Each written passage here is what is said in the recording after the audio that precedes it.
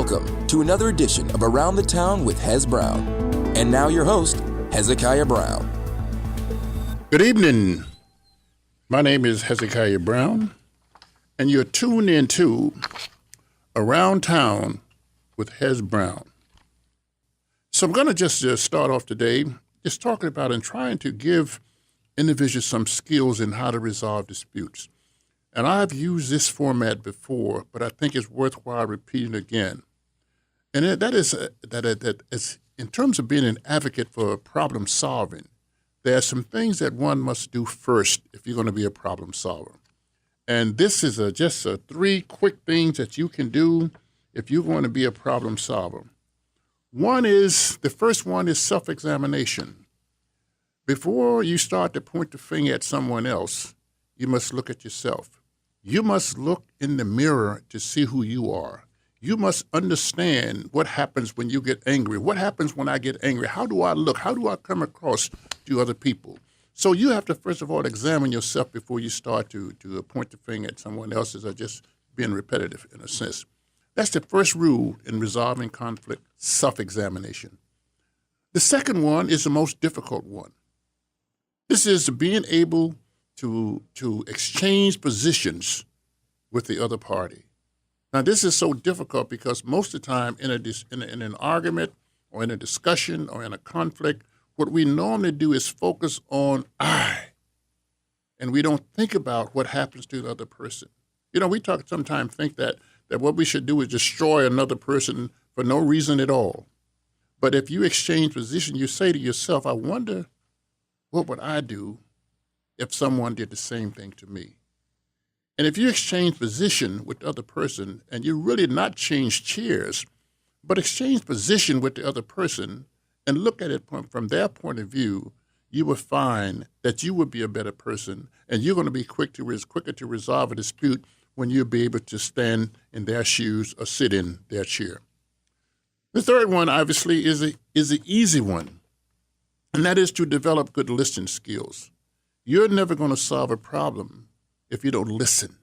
Listen to the other side. Listen what they feel and listen with empathy. Listen for facts. If you can learn how to listen well, you will also be a good problem solver.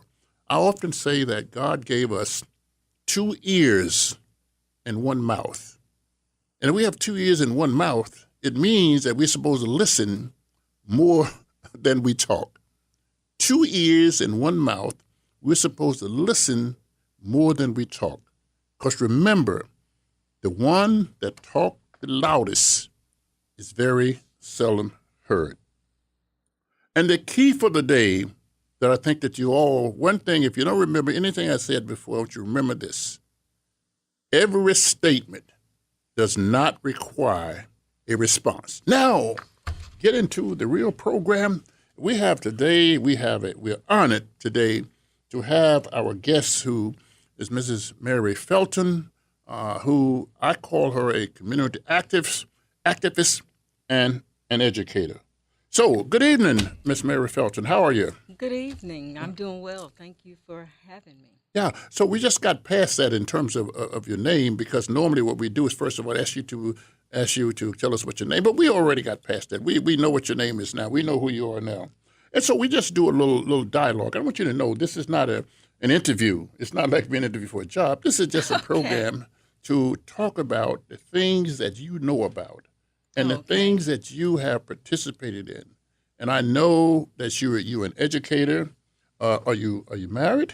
Yes. Children? Yes, I am married. I do have children, and I have a son at Northeastern High School. He's a senior.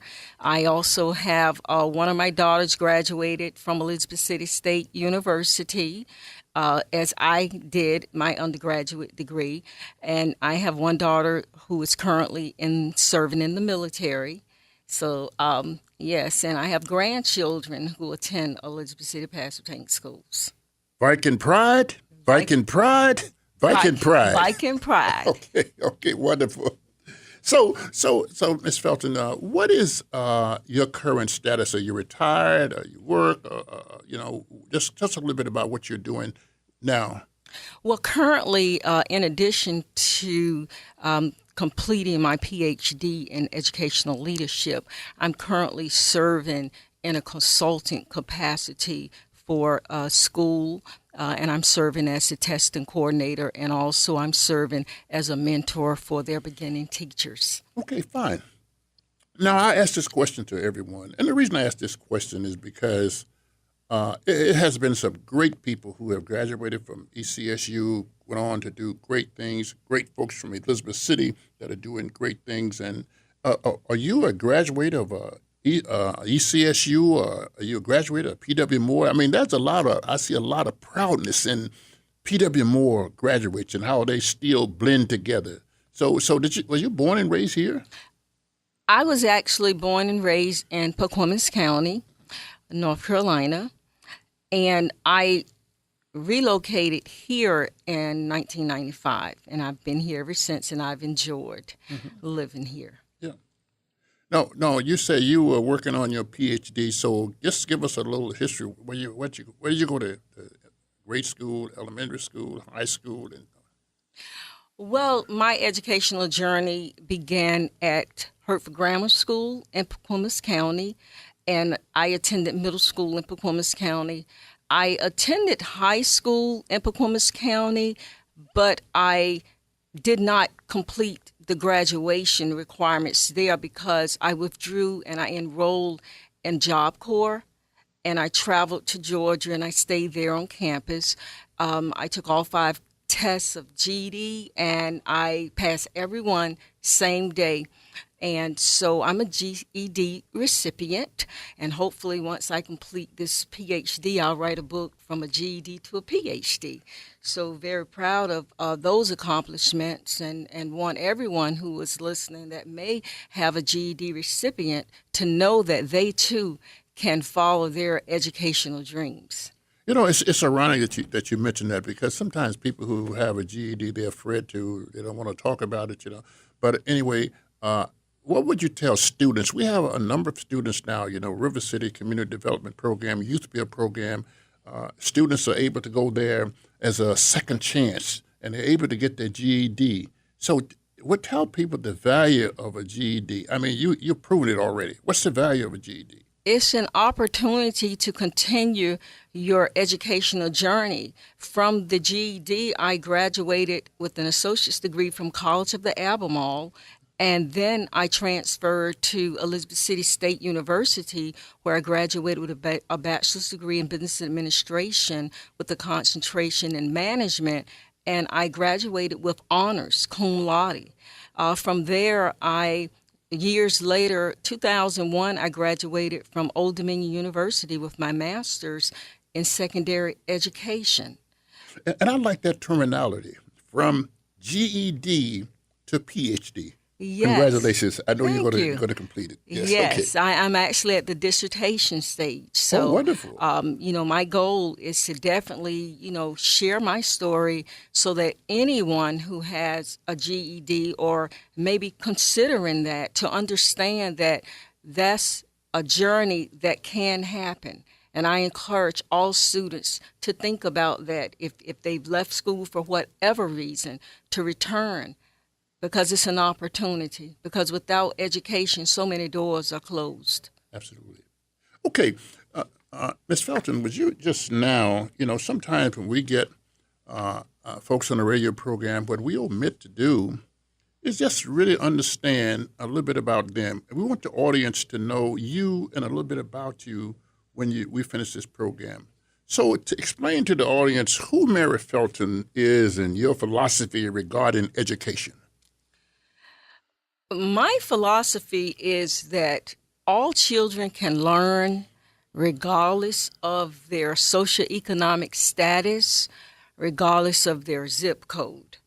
I myself, and I share this with you, I was raised in poverty by my grandmother, and my grandmother did not have any formal education, but she instilled in me to work hard, and that education was a key, and I can tell you that it is.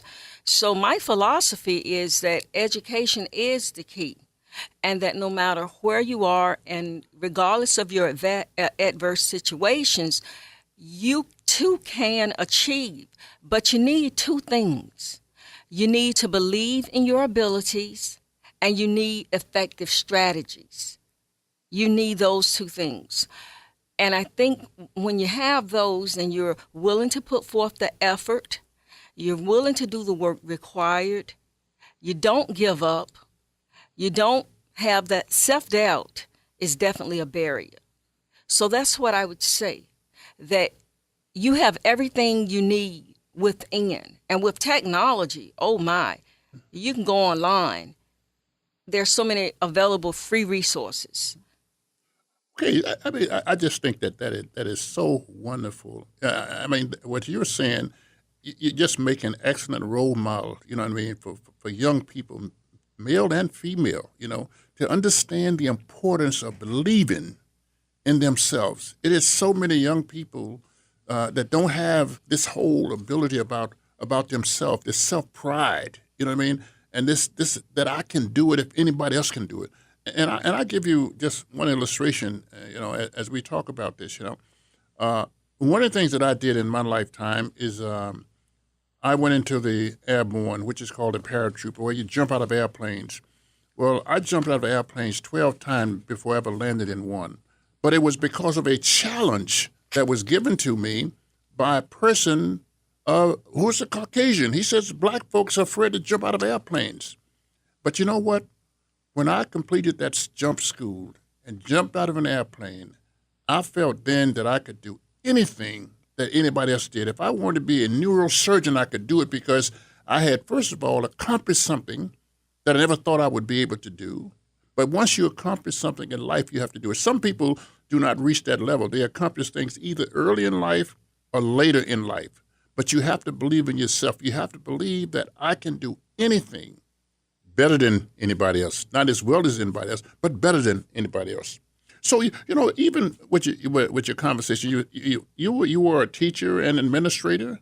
Yes, I served and I would say I began my journey in education as a substitute teacher back in, I believe it was around 1994, 93, 94, in Elizabeth City Pastor Tank Schools.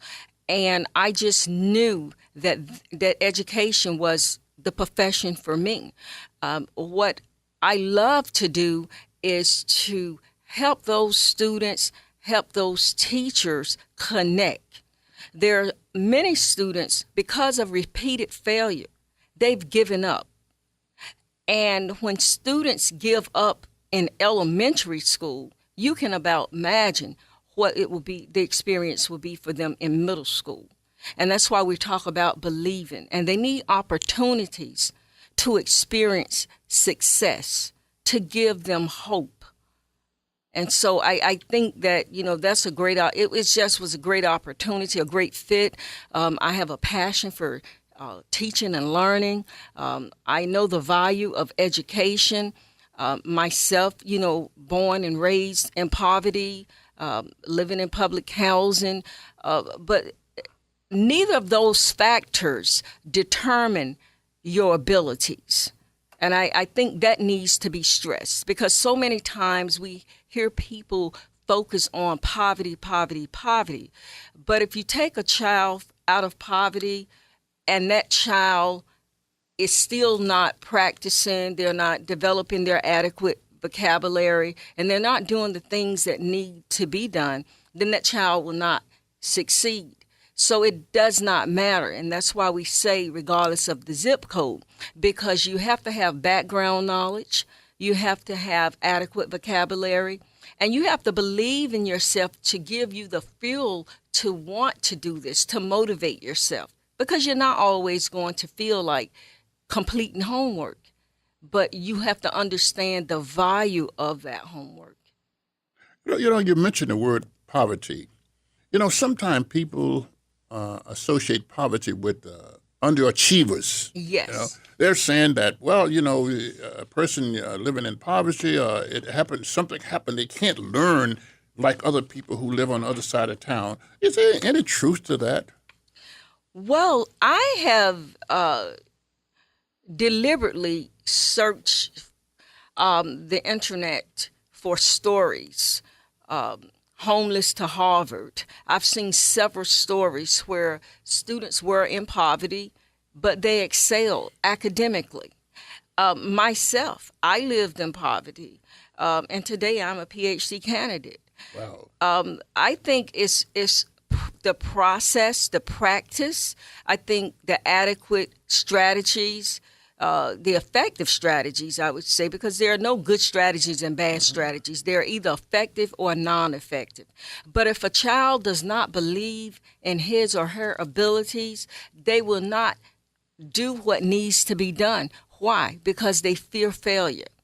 I give you this. I recently spoke with a teenager, and the teenager was struggling, but now that teenager is a college student at the College of the Albemarle. At 15 years old, she lost her mom. She was being homeschooled. She was struggling in reading. I worked with her about 10 months and worked with her, providing strategies, and then enrolled her in an online high school. She graduated that high school within 10 months, and at 16 years old became a high school graduate, and now is a student at the College of the Albemarle. When she took her placement test, she placed out of developmental courses. Mm-hmm. I went back and I asked her, what would you say to other students who are struggling, or more so, what would you say to the people that work with struggling students? She says to me, she said, people always tell children they can do it, but they need resources and they need support. That leads me to the next question. I heard you speak so eloquently of your grandmother, and I think that back in the day, back sometime, because all the things that was done years ago doesn't mean they was wrong or didn't know what they were talking about. But what role does a parent play in the success of their kids in terms of education? One of the main roles is to encourage your child. My grandmother always told me, you can be anything you want to be. Roll your sleeves up, work hard, do the work. Hard work pays off. I think the parent is the child's first teacher. My grandmother taught me that I could do all things through Christ who strengthens me. Philippians 4:13. That was a verse she often said, if I would become a little discouraged about something, you can do it. So one of the roles is to ensure that you encourage, support, speak to the teachers. Don't wait until there's a problem. I think it's very important to know ahead of time what is expected of the student so that you'll have the opportunity to monitor whether that student is progressing or not. And if you don't have the abilities or resources, reach out. There are many people who are willing to help. But I've spoken with people and they say, well, sometimes for whatever reason, the parent will not ask. So we have to find a way to bridge the gap so that the parent will feel comfortable enough reaching out. Yes. I think that's a gap. Okay. And one of the things, too, I just want to add to what she said. I agree with everything you said. One of the things you have to do is tell your kids that you love them and show them, not just say it, but to hug them every now and then and show them some love and tell them that you care for them. I've spoken to so many kids in my lifetime, especially young African-American men who said nobody ever told me they love me. And that is so key. So I do want to just say, when you said that, that's one thing my grandmother did. Every night after we would say our prayers, my brother and I, we would go and we would hug her before we would go to bed. So that is very, very important. It's very important to demonstrate. My grandmother said actions speak louder than words. Absolutely. So demonstrate the love. In addition to saying it, the hug, definitely. Right. Okay. Now, here's something else that I know that, and I'm just so impressed, and in terms of your background, I mean, and and the way you really focused on education in a sense. And I know now that you have written a book. Yes. Yes. Yes. Tell us the name of the book and a little bit about the book. Well, I've actually written Learning How to Learn, a guide to effective teachers and learning strategies. And that is a book that provides strategies to help students as well as teachers, parents, or anyone that's serving in the role that may have a struggling student and would like just some quick tips. It's short. You can read it. You can read that book, I think, in one setting. And I want to speak today. I do have with me my learning journal. It's 3 questions to answer daily to increase academic success. And this journal is an opportunity for reflection. It guides the student. There are 3 questions. What is the easiest topic or subject to learn today and why? The second question, what was most challenging to learn and why? And what strategies were helpful. And then there's an area at the bottom, words to learn.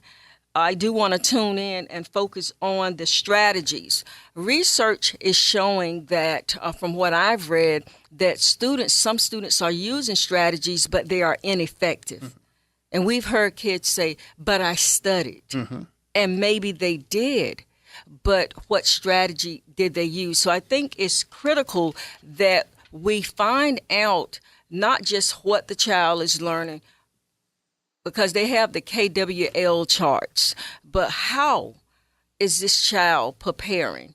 There are strategies, there are some effective, there are some ineffective, but I think we're at a critical time.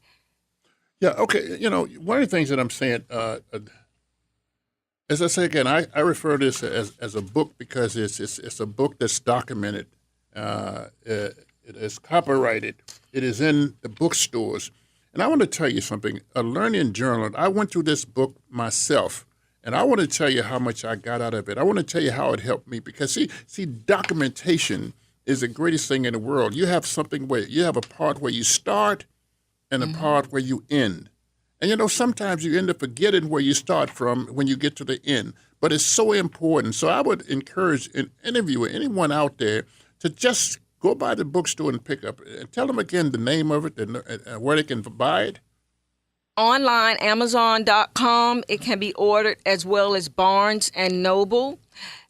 Learning journal, 3 questions to answer daily to increase academic achievement. I do want to add there are tips in the back, strategies, and also we were talking about the levels of learning.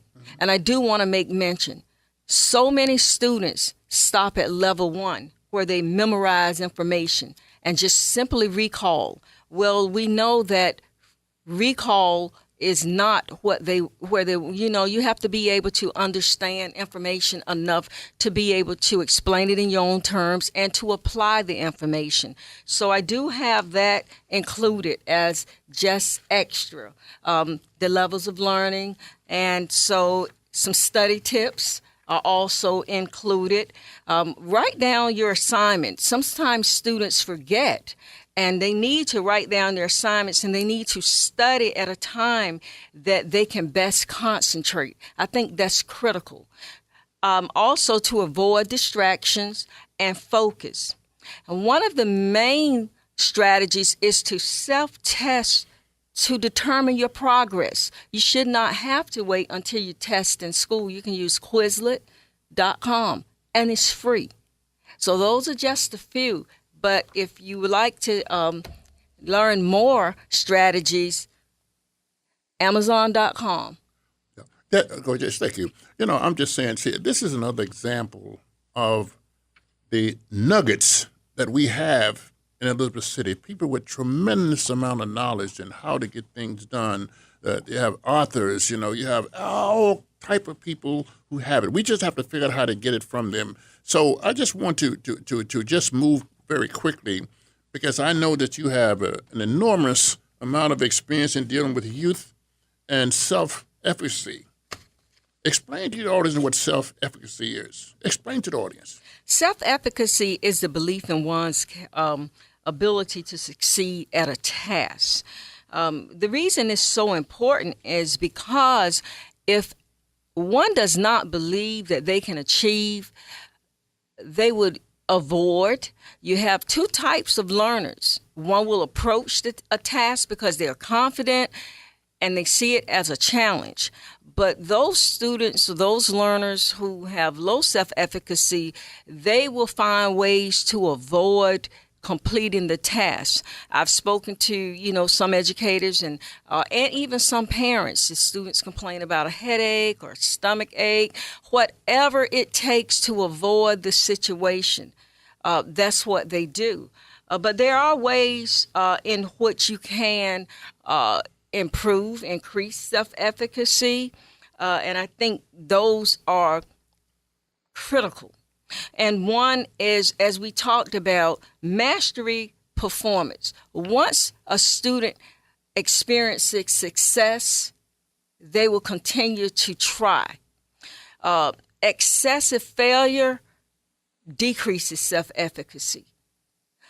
But creating opportunities for these students to experience success, that's one way. Then modeling for the student. And even I spoke with someone recently, and they were talking about writing a paragraph. I said, well, you can find a paragraph, a model that's labeled with the topic, sentence, and the supporting details and the conclusion. And then they will have an example of what their paragraph should mimic. So they would have something to compare. Verbal persuasion, coaching. Think about the football coach, the basketball coach. They coach those children. Think about when a student is getting their driver's license. They don't just drive. They go through a coaching process. So coaching. And also emotional. Because if they're suffering from anxiety, we know we talk about test-taking anxiety.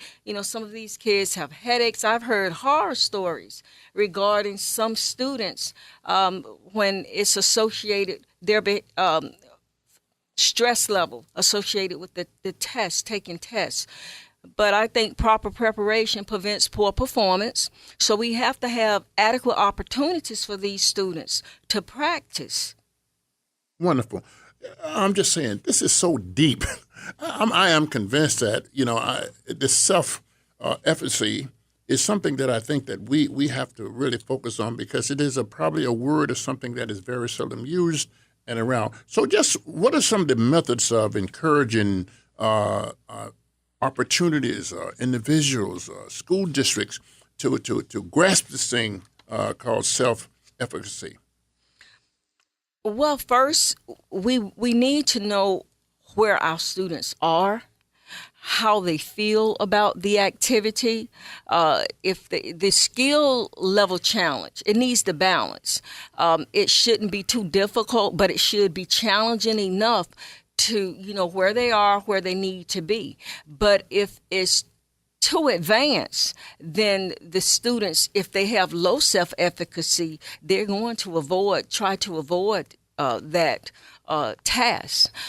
So we have to have the skill level, and we need to make those adjustments. We have to provide models.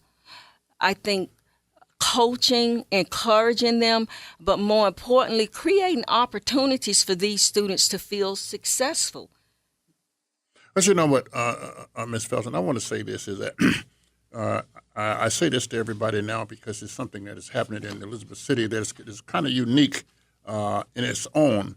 And that is, number one, we're starting a 100 Black Men organization that's going to focus on African-American men, but we're also going to focus on collaborating with other women organizations and sororities and other men organization fraternities. We don't need to reinvent the wheel. The wheel is already there. But one of the things that we need people like yourself to maybe come before our organization to just talk to our folks about self-efficacy and how it works in the community, how it works and how it works for young people. And I think that you would be able to enlighten us a lot because, we have some great people in the organization. Yes. But nobody knows everything. That's So correct. how does this self-efficacy kind of build a student to prepare them for real life in the real world? Well, increased self-efficacy prepares the student by helping that student develop a mindset as challenges make champions.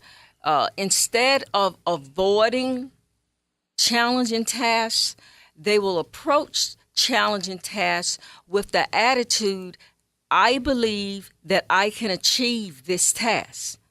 And I believe if I utilize effective strategies, I can achieve this task.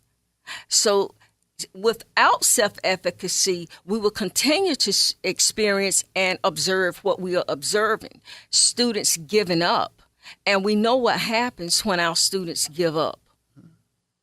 And the other thing is, just building, I think that building self-confidence is absolutely essential in order to be successful any place. If you don't think that you can do anything, and the sad part about it sometimes is what people say, and I like to say this to the parents and to their sisters and brothers that, I've been involved a lot of times where they say, well, you ain't going to be nothing.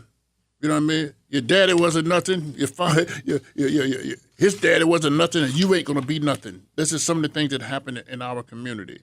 And I would just encourage people to never say that to people, that you're not going to be anything in order to destroy. When you do that, you destroy their self-confidence because they don't know. They don't know what they can do. But, if you can encourage young people to really have self-confidence, it would be a great asset to them as they go through life.